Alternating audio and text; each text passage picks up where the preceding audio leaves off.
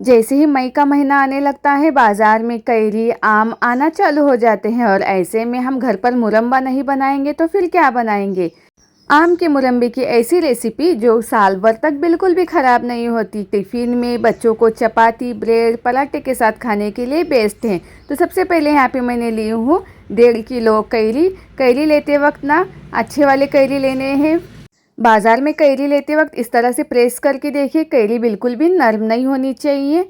तो इस तरह से यहाँ पे मैंने कैरी को ले लिया है और इसे अच्छे से साफ़ धो कर लेना है। साफ़ धोकर इसे कॉटन के कपड़े से पोंछ कर लेना है। उसके छिलके निकाल कर इस तरह से खींच कर लेना है। आप चाहे तो छोटे वाले टुकड़े भी कर सकते हैं, क्यूब में भी कर सकते हैं।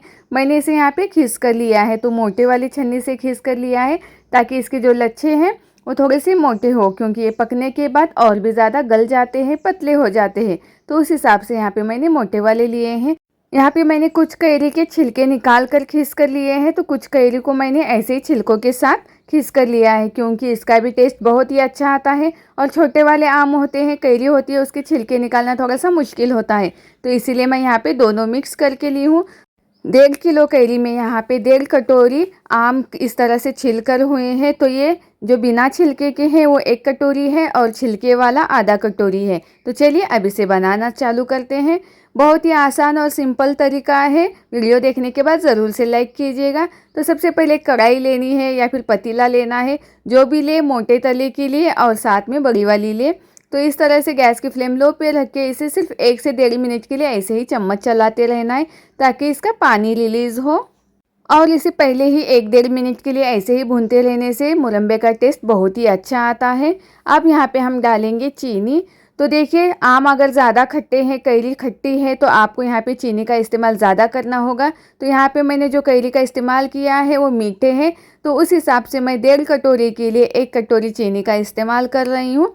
ये मेरे घर के कैरी है, इसीलिए मुझे पता है ये मीठे हैं या खट्टे। आप बाज़ार से लाते वक्त ध्यान रखिएगा कि मीठे वाले ही कैरी लाएं और कंटिन्यू चम्मच चलाते रहना है, नहीं तो नीचे ये जल सकते हैं।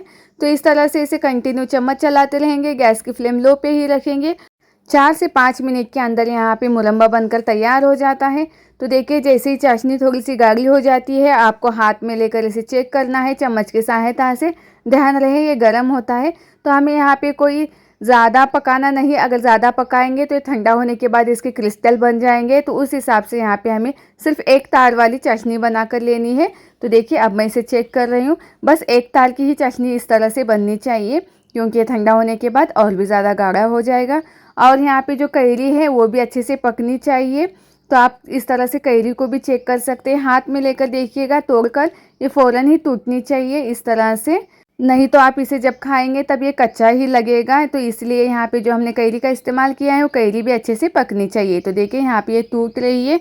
अब हम गैस की फ्लेम बंद कर देंगे और इसमें डालेंगे थोड़ी सी लाल मिर्च पाउडर, बस पाव चम्मच के करीब। और यहाँ पे पाव चम्मच के करीब नमक भी डाल कर लेंगे, जिसके वजह से इसका टेस्ट बहुत ही अच्छा आता है। और यहाँ पे इलायची पाउडर भी डाल सकते हैं अगर आपको पसंद है तो। अब इन सारी चीज़ों को मिक्स करेंगे। गैस की फ्लेम हमने पहले ही बंद कर दी थी और अब इसे पूरी तरह से ठंडा होने देंगे। ठंडा होने के बाद आप इसे स्टोर कर सकते हैं। फ्रिज या विदाउट फ्रिज के ये आराम से रहेगा, बिल्कुल भी ख़राब नहीं होता है। जिस भी कंटेनर में आप इसे स्टोर करने वाले हैं वो कंटेनर सूखा होना चाहिए, बिल्कुल भी उसमें पानी नहीं होना चाहिए। तो देखिए, इस तरह से यहाँ पे मुरब्बा बनकर तैयार है। अब इसे ठंडा होने के बाद चपाती के साथ, ब्रेड के साथ या फिर ऐसे ही एंजॉय कर सकते हैं। बहुत ही ज़्यादा टेस्टी बनता है। अगर आपको ये वीडियो पसंद आया होगा तो ज़रूर से लाइक कीजिएगा, कमेंट कीजिएगा और शेयर कीजिएगा। और मेरे तरीके से इस रेसिपी को ज़रूर से बनाकर देखिएगा। तो चलिए, मिलते हैं अगले वीडियो में। तब तक खाना बनाते रहिए और खाते रहिए। जज़ाकल्लाहु खैरू।